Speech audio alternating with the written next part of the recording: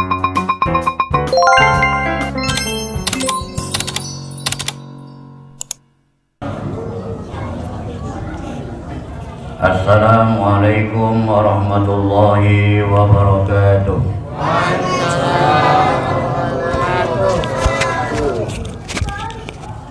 Bismillahirrahmanirrahim. Alhamdulillahilladzi anzalal qur'ana fi syahri Ramadan hudan linnasi wa bayyinatin minal huda wal furqan. Asyhadu an la ilaha illallah wahdahu la syarika lah wa asyhadu anna Muhammadan abduhu wa rasuluh. Allahumma shalli wa sallim wa barik ala sayyidina Muhammadin wa ala alihi wa sahbihi ajma'in, amma ba'du. Bapak-bapak, ibu-ibu serta saudara-saudara sekalian, jamaah sholat Isya, sholat taraweh, insyaallah sholat witir Masjid Jami Al-Barakah, yang semoga ibadah kita, zikir-zikir kita, sholat-sholat sunnah kita diterima oleh Allah Subhanahu wa ta'ala. Amin ya rabbal alamin.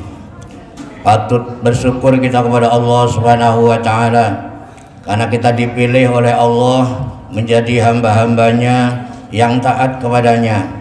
Dan semua ketaatan itu sesungguhnya bukan untuk siapa-siapa, tetapi semua ketaatan itu sesungguhnya kembali kepada diri kita. Kita tidak akan mendapatkan apa yang kita inginkan, tapi kita akan mendapatkan apa yang kita lakukan. Banyak atau sedikit yang kita lakukan, itulah yang akan kita dapatkan. Mestinya kita bersyukur kepada Allah bahwa Allah melindungi kita dengan perintah-perintahnya. Semua rukun Islam itu sesungguhnya adalah perintah dari Allah Subhanahu wa ta'ala demi melindungi kita, supaya hidup yang cuma satu kali ini betul-betul kita mendapatkan kebahagiaan, keselamatan di dunia dan di akhirat. Karena memang kita berasal dari tempat yang baik, maka nanti kita akan dikembalikan ke tempat yang baik pula. Kita berasal dari surga, nanti akan dikembalikan kepada surga. Sehingga Allah membikin benteng-benteng, membikin perlindungan dengan perintah-perintahnya itu. Perintah sholat supaya kita terhindar dari perbuatan keji dan mungkar. Siapa yang terhindar dari perbuatan keji, dia akan mulia. Siapa yang terhindar dari perbuatan mungkar, dia akan selamat. Demikian juga perintah zakat, itu juga demi membersihkan jiwa kita, supaya kita terbebas dari sifat kikir, rakus, dan juga kita sifat-sifat buruk yang lainnya.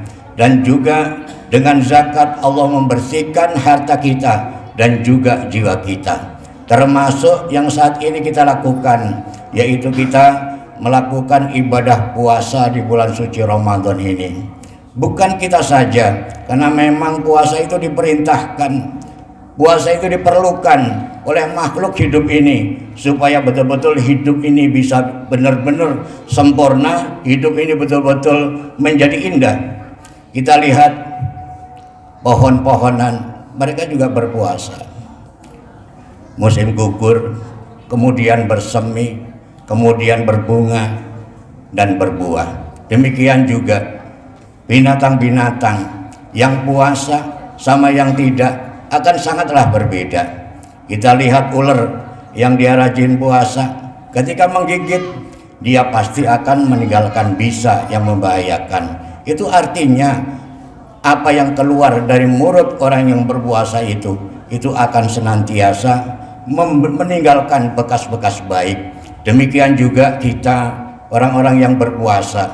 Jika kita selalu berpuasa, insya Allah ucapan-ucapan kita juga bisa akan terjaga. Sehingga perintah puasa ini bukan diperintahkan kepada kita saja, tapi kepada umat-umat sebelum kita juga sudah diwajibkan melaksanakan berpuasa. Walaupun syariat bilangan cara itu berbeda, akan tetapi yang jelas puasa itu diperintahkan oleh Allah supaya betul-betul kita menjadi hamba Allah yang taat kepadanya.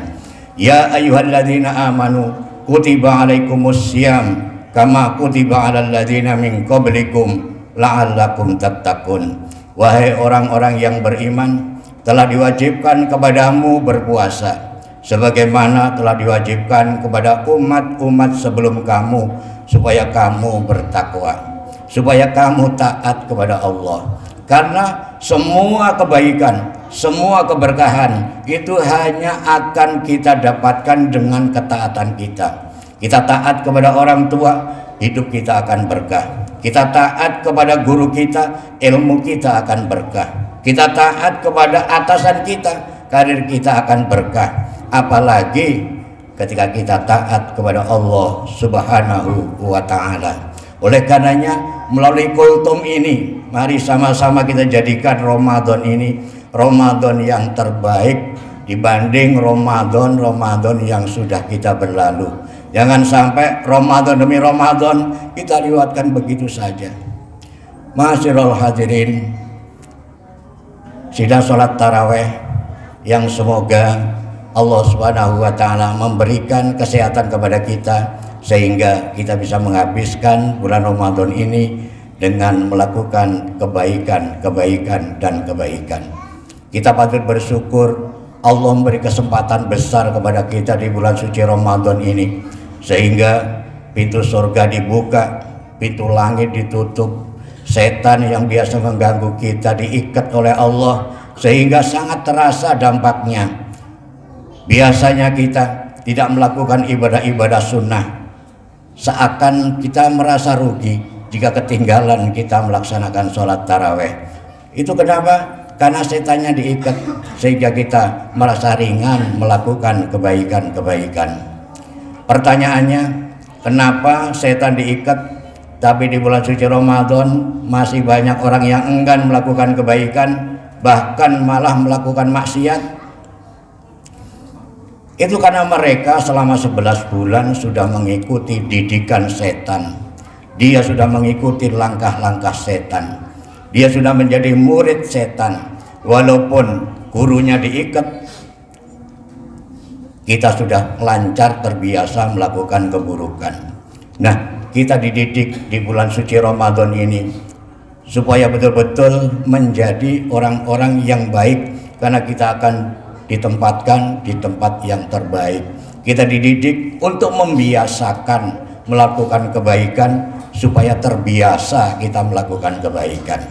Karena sepintar apapun kita, sehebat apapun kita, apabila kita tidak membiasakan, maka kita tidak akan bisa melakukannya. Kita pintar bahasa Inggris, lama nggak pernah kita pakai, pasti kita akan susah lagi melakukannya. Demikian juga di bulan suci Ramadan ini, kita melakukan kebaikan dari pagi sampai sore, terus kebaikan. Nanti 11 bulan yang akan datang kita sudah terbiasa melakukan kebaikan. Jika langkah kita itu baik, kemudian kita meninggal, itulah namanya meninggal dalam keadaan husnul khotimah. Tapi kalau kita tidak istiqomah dalam kebaikan, baik, buruk, mati, itu yang disebut su'ul khotimah. Tidak ada jalan lain kecuali kita membiasakan melakukan kebaikan sehingga kita nanti bisa menutup bulan suci Ramadan ini dengan kebaikan juga. Saudara-saudara sekalian, ibu-ibu, bapak-bapak, dan saudara sekalian, jadi puasa itu memang diperlukan oleh kita. Allah tidak perlu apa-apa dari kita. Ketika kita berpuasa, disitulah kita akan menyadari betapa nikmat Allah begitu banyak yang diberikan. Mungkin setelah fajar kita niat berpuasa, bersahur, nanti jam 9 siang kita sudah mulai merasakan haus, sudah mulai merasakan lapar, sudah macam-macam pikiran kita. Ingin beli ini, ingin makan ini, semua kita turuti nafsu kita. Tapi setelah maghrib datang, ternyata kebutuhan kita sangatlah sedikit. tidak sesuai dengan keinginan kita. Kebutuhan kita sedikit, sedangkan pemberian Allah begitu banyak kepada kita. Itu muncul rasa syukur kita kepada Allah Subhanahu wa Ta'ala.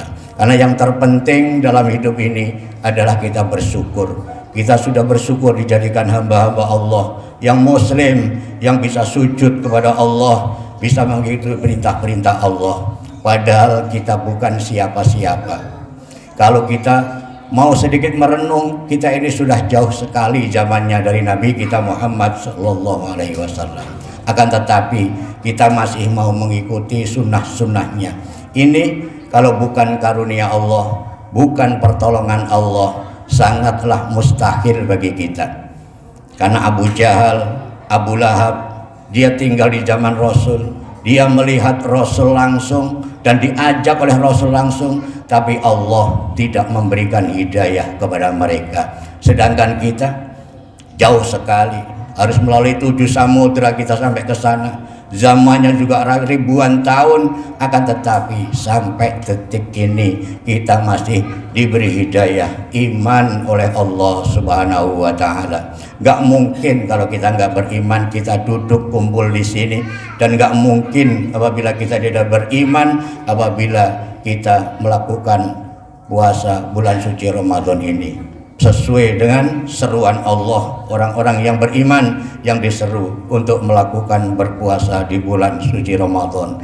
Di samping juga puasa ini adalah perintah Allah, puasa juga mampu mengendalikan nafsu kita. Tidak sedikit orang yang jatuh gara-gara dia mengikuti hawa nafsu, karena keinginan, sedang kebutuhannya sangatlah sedikit. Orang mulia jadi terhina gara mengikuti hawa nafsu. Orang baik jadi jelek gara-gara mengikuti hawa nafsu. Orang kaya jadi miskin gara-gara mengikuti hawa nafsu. Kita bersyukur dididik dengan puasa ini sehingga nafsu kita bisa terkendali. Memang nafsu itu diciptakan oleh Allah bukan untuk dituruti, tetapi untuk dikendalikan. Nafsu itu kayak anak kecil. Apabila tidak diikuti, tidak dituruti, dia hanya akan menangis dan meronta saja, tidak akan membahayakan kita.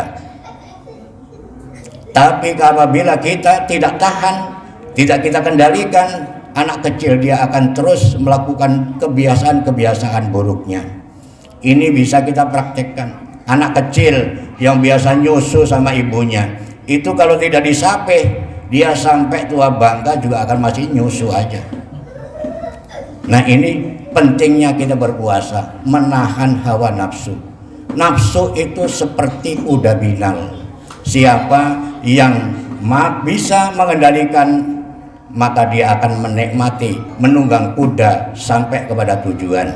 Tapi siapa yang tidak mampu mengendalikan, dia akan jatuh, terpelanting dan terinjak-injak oleh kuda itu, sehingga dia sakit dan terhina. Ini korban hawa nafsu. Oleh karenanya dengan puasa ini betul-betul kita rasakan betapa hebatnya hikmah kita berpuasa. Dengan puasa, hawa nafsu kita yang terbiasa kita keliling jalan-jalan, kita berkumpul di rumah-rumah Allah yang mulia.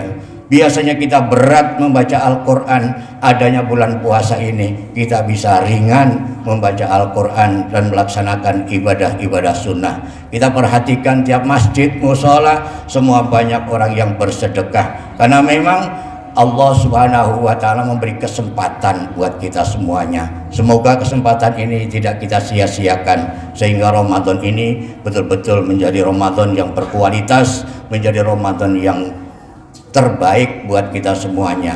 Kita memohon kepada Allah, semoga Allah memberikan umur panjang sehingga kita bisa masih bertemu dengan Ramadan yang akan datang. Amin ya rabbal alamin. Demikian, mudah-mudahan walaupun sedikit tapi bermanfaat buat kita.